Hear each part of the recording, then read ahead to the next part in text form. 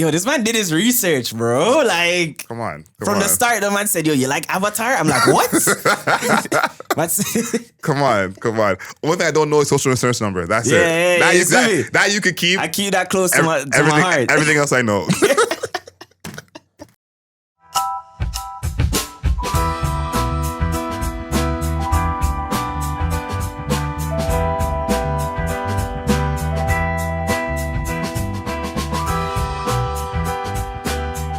Here in The Cut, we challenge our guests to finish a tub of ice cream before the end of the conversation.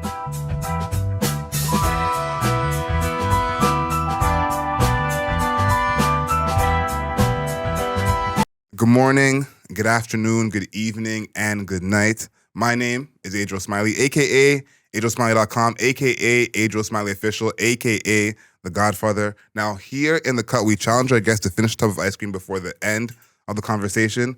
Now, our man here made quite the trip to get here, so we give him the exemption just this one time. I appreciate Once that. he returns, he will have to do that challenge. Please welcome to the show, King Cruff.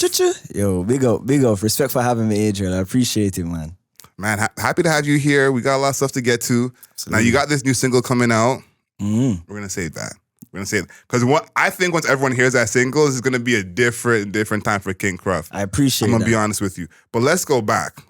You said growing up, you were big into cartoons. Yes. Big into cartoons. Avatar was your go-to. Does that still stand? Are you still riding with that? Definitely, bro. Like, I don't feel like there's been any cartoon that's come out that's really topped Avatar. Because when we talk about, like, now we're really going to get into the nerd things. You see me? Because when we talk about world building and the themes, like the themes that they touched on were very heavy in that show, bro. True. So I don't think anything's topped Avatar yet. Still, and when last time you watched it as an adult? Have you gone back and done a rewatch and seen? So there are two things. There are two shows that I always go back to when I feel like I need them in my life. Avatar and The Lion King. Okay. But I only really watch them when I need them, and I feel like the last time I watched Avatar in full was like was maybe like 2017. Okay, you gotta get your life right. Yeah. You gotta get your life right. I'm overdue, I think. Yeah, oh, for sure. For me, that used to be Pursuit of Happiness. Oh, Anyone knows I used to watch that once a week, and they were like, Adriel, this movie is so sad. Nah, man. Like, I said, if I ever want to feel like what it feels like to be homeless, I just can step into that movie and kind of get that inspiration, because sometimes it's what you need. Right. And now it's a family tradition, and we watch it at Christmas. Oh, not really a Christmas movie, but it really just brings that inspiration together. So I have my own like that. That's Pursuit of Happiness. Lion King, has it been 5 years for that as well? It's been just about the same amount of time. I didn't watch the live action adaptation. No, me neither. I wasn't with that. But Pursuit of Happiness is concerning, my guy. Like, that's a depressing movie. When the last time you've seen it? Bro, I watched it once when I was a kid, and I was like, I don't think I can do that again. Watch it again as an adult. That scene where they're sleeping in the subway washroom. The scene where they're knocking on the door, bro. Yeah. It's like, nah, bro, I can't do that, bro. Jano. Yeah. Nah, that was one that kind of really, you know, it gives you that push. Yeah. Every single time. I will definitely a very well made movie. Like, I love that movie. You 100%, know what I mean? 100%. Yeah. Talk about your musical upbringing. I want to know like where you started from, because not everyone starts making music. Right. People usually start writing, producing, engineering. So let's talk about where your start was and getting to here. So for my start in music, and you're absolutely right, I didn't really start doing music right away. I played on the guitar a little bit and stuff like that, but really I was writing a lot of short stories. I was writing ideas for comic books. Like, that was really my bag. And then I think it really started when one day my science teacher came in and she was like, yo, we're going to do a creative project. Everybody come up with something creative to talk about biology. I can't remember exactly what. And me and my brethren were like, yo, let's do a rap. Because I think at that time we were listening to a lot of Lil Wayne and like hip-hop in Jamaica, because I grew up in Jamaica. It's always been there. Yeah. But obviously in Jamaica, it's like reggae, dancehall, and then hip-hop is down the list. You see me? Yeah. And at that time, I think, you know, the internet was becoming more of a thing. And you had acts like Tyler, the Creator, and Childish Gambino, and like Joey Badass, and all the more of these acts. You see me? So we were getting into it, and we threw together a little rap, performed in front of the class. I did not finish my performance, which we'll get to that later if we talk about performing. But yeah, man. But it kind of like sparks up in me where it's like, I just like words, and I like putting together words, and I like making these stories. So from there, me and my friends we all downloaded Audacity, and we all like got like really terrible mics, and Audacity, bro. That's how you know. That's how you know by you guys. any means necessary, you see me? That's respect. Yes, bossy. And it was like, we just download like MF Doom beats or Odd Future beats and literally anything else that we could find, and we just rap on it, and we'd send each other verses and be like, yo, put a verse on this and let's remix it. And that was really my introduction into like music. And I don't really know exactly when it became such an integral part of my life where it's like, no, I have to do this all the time. But that was definitely the genesis of it, for sure. So who was your first GOAT, like, and you first started getting deep into rap? Who was the first rapper that you're like, this guy's really the greatest? Oh, man. I feel like it's between two people, yeah? And when it comes to rap, at least, I feel like it's between... Oh, it's a hard one, bro. I feel like it was between either Andre or Kendrick. Okay. Andre, because I had known Andre's songs when I was younger, but I didn't realize the full history of who Andre 3000 from Outkast was until I got older. But Kendrick was the first, like when I listened to Good Kid, Mad City for the first time, I listened to the album from front to back. That was the first time, not the first time hip hop was done like that, but the first time I'd ever heard a concept executed that way. That well. Yeah, you know what I mean? And that opened my mind to like, oh, you can do this with music. And I was like, but I love hip hop and I love reggae and dancehall. So now my goal is to like try and figure out something like that. You know what I mean? Yeah. And I see how that matches because I've been saying this all year is that Jamaica is actually, to me, is the real birthplace of hip hop. And that's not talked about enough of the influence Jamaican culture has on what hip hop is. The real reason that Kool Herc even knew how to use the two turntables is sound clash culture. Talk about it. So I think it's always been that like clear mix to me of putting hip hop with dancehall with reggae. So to hear that you have these like deep hip hop influences, like it kind of makes sense because hip hop is rooted in Jamaican culture, whether we want to, admit it or not. Yeah, man. I've been saying if you listen to any of the music that's coming out of Jamaica now, not necessarily the reggae or the dancehall, but like there's this third genre of like neo reggae music. It's so heavily hip hop influenced that it's such a full circle moment to realize that like reggae and dub influence hip hop and now it's coming back that it's influencing the new school of reggae, you see me? Yeah. And I always say that like that's some of my favorite music coming out right now. So listen, we gotta talk about your singing because I know you got some singing coaches, and on this new single, that I hear it.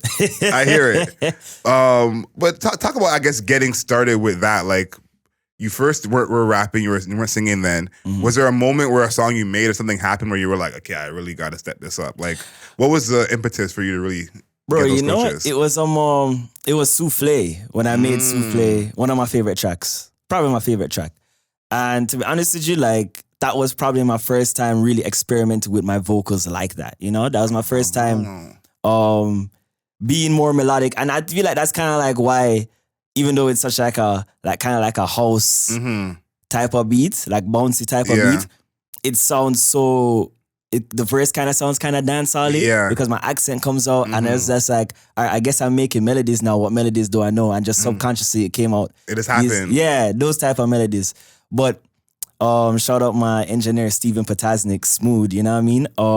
Because me and him pretty much created this from the drum, the King Cruff sound. But he was kind of like really pushing me like, yo, you need to experiment with your vocals because I know if you can get this, you could do something crazy that like you don't even know that you can do. Like I see it in you, but you still need to figure out this and keys and how this work and all that. So me just being like, I consider myself a very competitive musician, you know what I mean? And I can't be slacking off or feeling like bro, I just know that like nobody's perfect. You always have to do the work and there's always somebody out there to eat your food. So you really need to step up. You really need to make sure that you can come through and do it, you see me? And I'm still learning and still trying to build upon the abilities that I've gotten over the past year. But it's cool to hear even my friends be like, yo, where you were last year and this year is crazy, you know what I mean? So it's crazy you said Souffle was the first because I honestly had that thought listening to it, but I was like, maybe something happened behind the scenes. Like, I don't know what he's not putting out. But Souffle does feel like kind of the start of what SHEDOENEED became. Yeah. Because it's like you had to crawl, to walk, to run. Yeah. Talk about SHEDOENEED. I feel like there's a lot of, I guess you said you recorded it in Jamaica, a lot of that Jamaican influence in it. SHEDOENEED was recorded here. Oh, wow. Yeah, in Toronto at 88 Studio. Okay, shout out 88. Shout out 88. Yeah, talk about the influence for that, because I feel like your singing on that comes from a confidence. Like you can't even attempt that unless you feel like, okay, I am somewhere with this. Yeah, I appreciate that, man. Yeah, the She Don't Need influence just came from, I think we were just in the studio and we are like, yo, we just want to make like a major vibe, undeniable vibe, you know what I mean? And we came up with this idea. We came up with the, you know what I mean, the She Don't Need No One. People that know me know that, like, when it comes to my art, I keep it very close to my chest. Yeah. Like I like to make sure everything comes from me. I feel like She Don't Need was my first experience, like having a room of people and having everybody be like, yo, let's try this, let's try that, let's try that.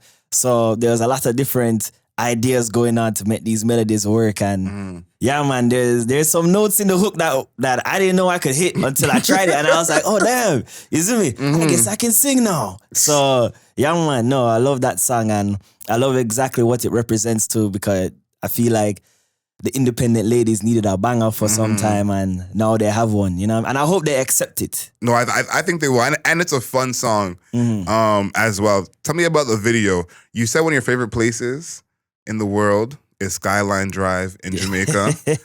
Yes. Talk to me about the video and this kind of the inspirations of like places you wanted to see. Because I think the video visually is just a lot of very, very beautiful places. Yes, yeah, man. The video got shot in Jamaica. We went to a lot of different places. We went to Bob Marley Beach, which is an amazing spot. We shot it at Janga's for Super Heavy Wednesdays, which is thrown by my manager Steve Urchin. Big up Janga's. Which is a big up Steve Urchin. Which is such a big, huge vibe. And yeah, bro, it was honestly just cool to shoot a music video back home, man. I was gonna say, it had to be. It had to be. You see me? Like, we got on the plane, we did everything, we went around, looked at the spots, and I feel like shout out Kit, who was the person who directed the video, because we both had this vision and this idea, and I feel like it was executed perfectly. You know what I mean? So yeah, and it's funny that it says Skyline Close because it's not in this video, but hopefully the next video that comes out, you see more of that place, that specific place. That's what I was expecting, because I'm like, being from there, having your places out there. Did you end up writing anything when you went back around that Skyline Drive? Because you said you used to write there and think there. Have you written anything there as an adult and gone back and kind of? Have I? There's a couple songs that I made in Jamaica that I know will come out, but I feel like I made those in the studio. I didn't make anything at Skyline, but I feel like Skyline is always, because that's my home, you know what I mean? That's what I'm saying. You got to go back to the well. Yeah, man, I have to. Like, and I feel like anytime I'm out there and I'm sitting on it's one of the most majestic views of the city. Like, the ideas just come, you know what I mean? So I'm not worried. Something sick will come out of there soon enough. So what can you tell us about what's happening after She Don't Need? Because I think you have a real song here with She Don't Need. Like, thank you, man. Yeah, like, you know this. When you go to the party, the chorus, maybe the first verse, the song done. I think you may get past that first verse. To the whole song? What? Yeah, it sounded like that. So what do you have coming after that? Because I feel like this will take you to a next level. It's going to be a different King Cruff after this video comes out. After this one, man, I feel like right now I'm really focused on getting these vibes out. And I don't want them to just be something that drop and then people say, oh yeah, we'll put this in the rotation. I want these to be something that people can really listen to and resonate to, and that kind of like shift culture, even just a little bit. Yeah. I always want to come with something different and something that, like, I want to make sure that people listen to me and be like, oh, he sounds different in this song and this song and this song. So hopefully, I want to say before the year done, you know what I mean, we'll come out with another track. Okay. And maybe hopefully someone else might come up with another track that have a King Cruff feature. I don't know. You know what I mean? It's not always up to me. But if it was, you heard it here first. Yeah. The man said he promised. Hold him to it. Yeah. I like, literally, when as an artist, I don't like to make no promises that I can't keep. But if everything goes according to plan, the music will be out there for the people. But what about some raps? Because I would say, out of the artists who do the dance hall hip hop reggae mix, you're probably one of the best rappers out doing that. I appreciate that. So are we gonna get any more of that? Because can you think of an artist who does that mix who has so much like real rap songs like that? Like, that is like a unique mix of those two. So now that you're leaned even more into the dance hall side, are we gonna get, because you have like a what do you call it? Like almost like a MF Doom, Joey Badass side to you. Big up. Yeah, Yo, y'all heard Adrian said I have bars, right? That's what the man just said. Yo. Nah, you have bars. You can't talk to me no more, bro. It's different. But I'm saying that's a unique thing. Like we don't see that mix of those both sides, you know. So are we gonna still see that from you, or is that something that's like you're stepping away from? Like, what's kind of the plan with that side? No, I definitely want to keep that around, bro, because I feel like that's still such a heavy weapon in my arsenal. You know what I mean? I feel like I've just spent so many years sharpening my pen. Yeah. That it's so important that that's there. You know what I mean? Like I want to be that artist that I say things and people are always like, yo, how do man come up with that? How him say that? Because that's the artist that I like, you see me? And if I can just put in the melodies and make that sound sicker, then you know what I mean? It's a win-win. We'll return back to it for sure. We're holding you to it. You had this line said, all the money me and Smooth made, we still can't afford to get distracted. Yeah! Talk about that. That was pretty smooth. And you know what, bro? I made that song. That song's on Cold, featuring Amanda Mofio, who's a very, very dear friend of mine and an amazing artist. And I remember I made that song because there was a shorty, you see me, that was bothering me. You know what I mean? So, you know, as naturally as an artist, I take it to the studio. And I remember in that time period, Smooth also had a shorty that was bothering him. I don't know if I can talk about it, but I'm going to anyways. So I remember I was in the studio writing this song, and it just kind of felt like a moment where like me and him were going through like a similar thing. Yeah. And me and Smooth are very close, you see me? Like I just seen him yesterday, and I'm supposed to see him on Tuesday. So I kind of felt like it just felt right to shout him out on a track. And yeah, man, Smooth's about his money. You see me? He's one of those merchants that's so about his money, he makes you want to be about your money. Oh, I like that. So in that one, it was like, we're really in a bag at that time period, you know what I mean? Yeah. So big up Smooth, man. No, Mr. Patasnik. I like that one. Can't afford to get distracted. That's a bar. I know you held Samurai Chop for a minute before it came out. Yo, this man did his research, bro. Like, come on. From the start, the man said, yo, you like Avatar? I'm like, what? Come on. One thing I don't know is social insurance number. That's it. Yeah, that you could keep. I keep that close to my heart. Everything else I know. You held that one for a long time. Are you still in that mode where you're doing a song in 2019 and holding it for the rest of the time? Like, you're still doing that? Definitely, bro. There's songs in the vault that, like, boy, I'm just ready for these songs to come out, to be honest with you, dog. Okay. I know, like, because everyone's asking me, like, yo, Cruff, Solomon, when's the next music? And I'm just like, bro, just wait on it. Because right now I'm looking at the vault and I've just, literally in the past year, I feel like I've just recorded so much music. Yeah. And even to the point where it's like, now I'm taking the time to just perform and be outside and things, because just being inside the studio, you know what I mean? Like, you get locked in. So hopefully these tracks that are in my vault and in my folder will eventually come out and see the light of day. I think it's cool that you have that balance over, because you definitely have that awareness of like, I can't just be in the studio all the time. I have to go out and live life, you know, to come back in the studio and make the music. Did you always have that, or that's something that like something happened and you kind of realized it, or just from the jump you always knew you had that balance? I feel like I had that balance proper. I feel like I always knew that when I go into the studio, I don't stress myself about making a hit. I don't stress myself about what's going on in the outside world. I try and keep focus, do what I do. I think ever since I'd made the change to the music full time now, I started treating it more like a job. So I know like time management is important. When I go in there, I do what I do, but it's also artistry, so you can't really force yourself to come up with a certain product. So I feel like in the last year, I've become more conscious of it, because making dope music became such a priority to me. Yeah. I was like, yo, I have to make sure that like I'm delivering, you know what I mean? And I feel like I have been. So I'm now you're feeling good. I'm feeling good, you see me? Feel like I can, not a break, but I feel like I can ease off the gas just a little bit. I hear that. Especially because I feel like anyone who's in the arts, even if you're not arts, if you're in the arts, it's almost impossible not to take your job home with you. Yeah, man. Like, because you could get inspired at any time. Someone could hit you up at any time.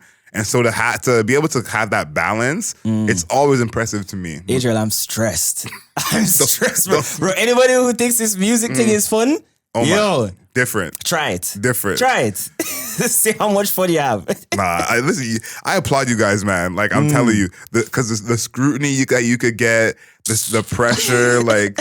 I think about some of the songs I see people criticize and I might know the story behind the song. And obviously no one knows the story. No one knows what it's about. No one knows this. And people can still hate it, not like it. And you just have to hold that. Like you really just have to scuff it, bro. Because it's like what if you come out and you complain, then you just seem like a baby. No, you know what I'm saying? Exactly. I know, especially if you're making money. You're like, we don't want to hear nothing from you. Like, no, the money erases everything. You Money erases everything. Yeah. And then when you have new songs coming, like... an artist that I know where he has a new song coming that's a whole different sound from the song he has out now. But he has to still hear the comments about, when are you going to change it up? And he's like, it's done. Yeah. It's coming. Just patience. You know, but you guys have to hold that every single time. We also live in a different time period because it's like 20, 30 years ago in music, like there was no comment section, bro. Oh my. You know what I'm saying? So it was a lot easier to kind of like separate that. Now you have to stay out the comment section.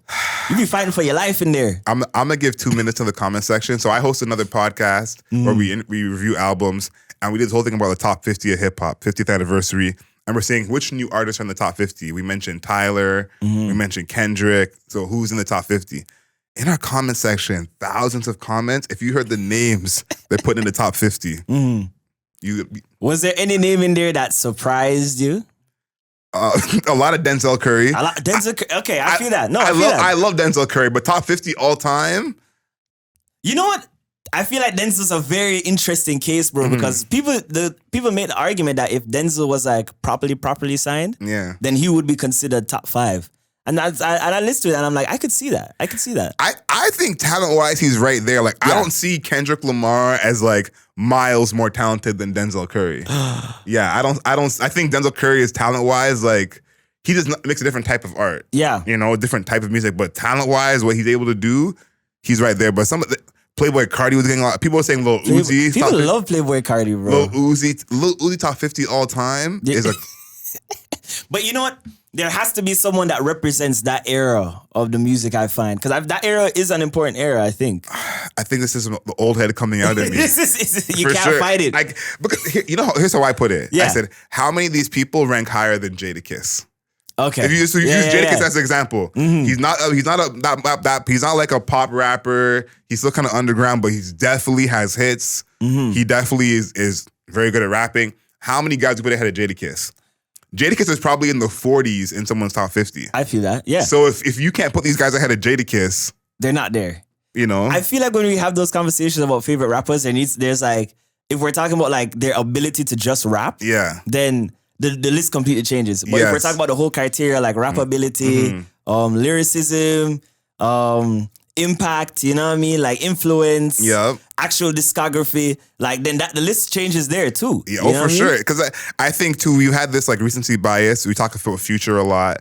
And I always talk about quality of music. And someone I always think about is Ghostface Killah. Like when I was growing up, all the guys who were older than me loved Ghostface. I didn't really know much about Ghostface. That wasn't my era. And they all had Ghostface in their top 10. And they said, Ghostface has never made a bad album. He can rap anybody. I had no idea. Yeah. But it's like, can we say all these new rappers are making music that can stand with someone like that? And so when we talk about quality of music, obviously it's subjective. Everyone likes what they like. But I think sometimes, as a musician, you can hear quality. So me have to keep it diplomatic, you know. So because I might run into these mans one day. Name names. Name names. Tell us who you don't like, and only that. You know what? We'll save it. We'll save it. I know you're a big reader. Yeah. I am myself. What are you reading these days? Where's your mind at? Because I know sometimes I get into a little groove. Like I'm in a mode now, I'm reading a lot of biographies. Yes. That's kind of where I'm at right now. Where are you at? What are you reading right now? Bro, and you know, I haven't really read a serious book in a minute. Amanda Movio, she just recommended to me The Artist's Way. Okay. Which I feel like every artist should read. I haven't read it myself. That's in my Goodreads list. You read it? No, it's in my list, like my upcoming list, To read. Yes, yes. So I need to get on that one. I think that's going to be like one of my next ones. There's that Quincy Jones book that I need to crack into too. I think it's called 12 Notes of Art and Creativity. Yeah. I picked up this fantasy book that I just had in my Yeah. in my cupboard. What was it called? Kings of the Wild or something like that. Okay. And I read the first 100 pages. Decent book. I haven't finished it yet, but that was the last thing I really picked up. But I stopped reading because when I read, I don't want to write. And then I kind of felt like that would distract from the music, isn't it? Yeah. But I need to get back into it because, you know, sometimes you read and then there's those little gems. Those little gems. Yeah, 100%. No, for sure. And you find these gems in crazy places. And I like reading because you learn things about kind of random things. Like even in fiction books, you might get 2 pages, someone's just talking about how kitchens are built. Yeah. And all of a sudden you just know now. Just knowledge, bro. You know, you just soak it in. You may never use that knowledge, but you just have it and it feels good to just have that knowledge. Yeah, man. This one I'm kind of leading you into the next question, but I'm sure you have no problem. These are with great this. questions, by the way. Thank you. Your big brother. Yes. Sage. Yeah. Yes. What about him?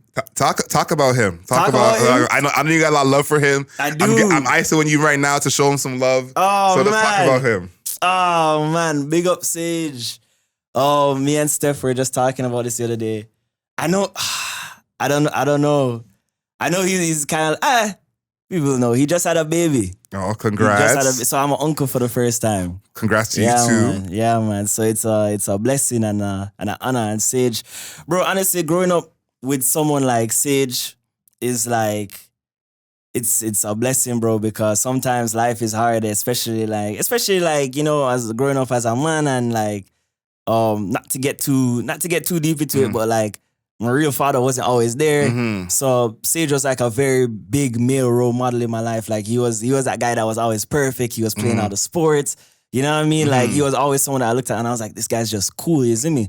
And he's probably one of the only persons in the world that like I can talk about things unadulterated. Me and him had to move some couches yesterday. Terrible experience. Terrible. You ever try to move things with your brother? And the man just said things every once in a while, like, yo, bro, you don't have no brains, you know. I'm just like, what's wrong with you, bro? You're like, get it together. Like, yeah, you see it? Like, you're my best friend, but we'll deal with this right now. Right this second. I'm the oldest, so I get it. He's the oldest. Yeah. So, which I'm sure you know. With your impeccable research. Come on. No, bro. Big up Sage, man. Yeah. So this leads to my next question. Your top 5 people in your life. Yeah. So they say the top 5 people in your life help you be yourself. Now your top 5 can be a 2 or it can be a 10. But who are the people in your life who help you be yourself? Help me be myself. My mom, for sure. I feel like my mom gets the first shout out. You know what I mean? She was one of the first supporters to this King Cruff thing. Big up moms. Even if she wasn't at first like, oh, this is going to be a career. She was like, she just saw that it was something I liked, and she was like, all right, well, if you ever want to do this or do that, let me know. Big up Sage, because for all the reasons that I just said. And also on that note with my mom, he was the one that kind of convinced my mom at first of how serious this music thing was for me. So Sage is definitely up there. Big up my girl, for sure. I'm not going to go too much into that, cause you know what I mean? Private life, stay private. Big up.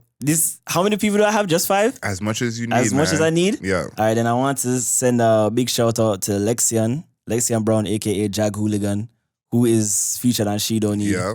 Who is one of my big brethren and one of my closest friends.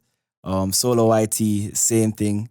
One of my big brethren, one of my closest friends. When all these opportunities first started coming in and the label deal and all that, like, there are people who like around me were making it about them off the bat.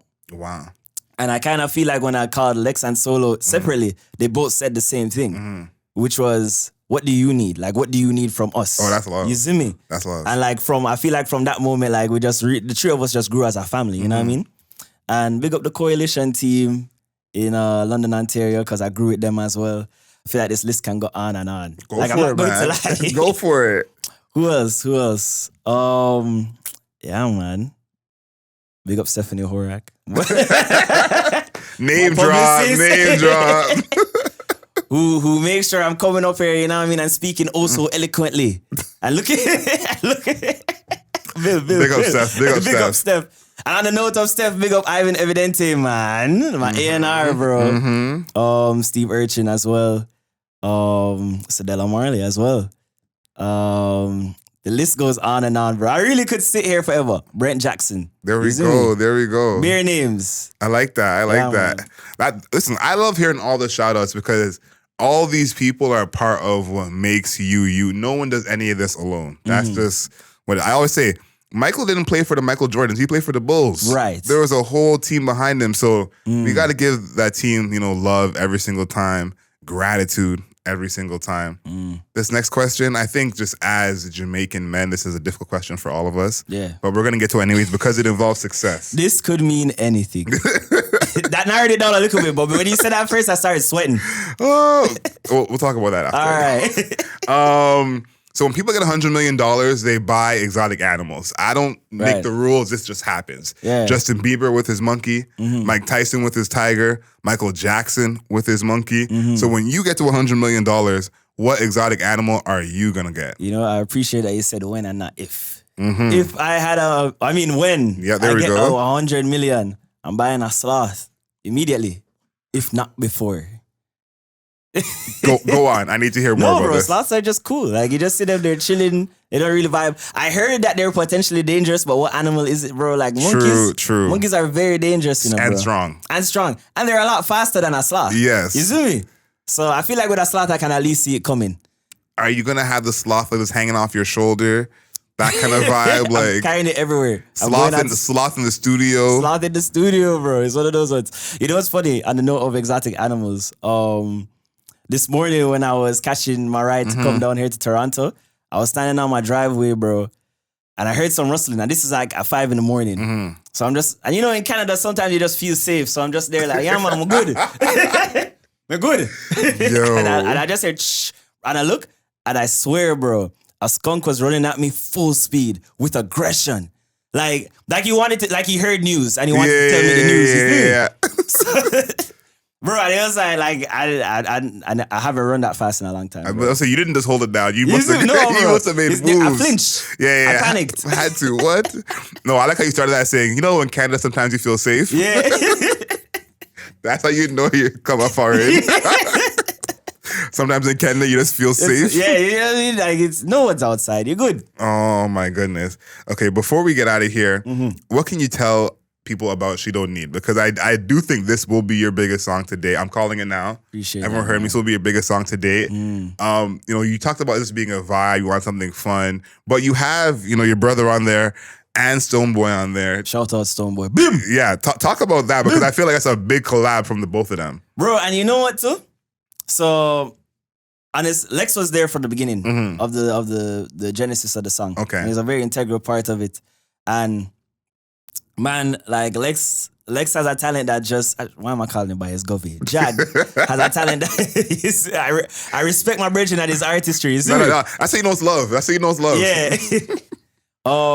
Jag has a talent, bro, that the world has to hear. And I'm so glad that with this opportunity that I have chance to like steep my brethren in on these songs, and you know what I mean, bro, because it's like everybody wants to collab from like the big dogs and Yeah.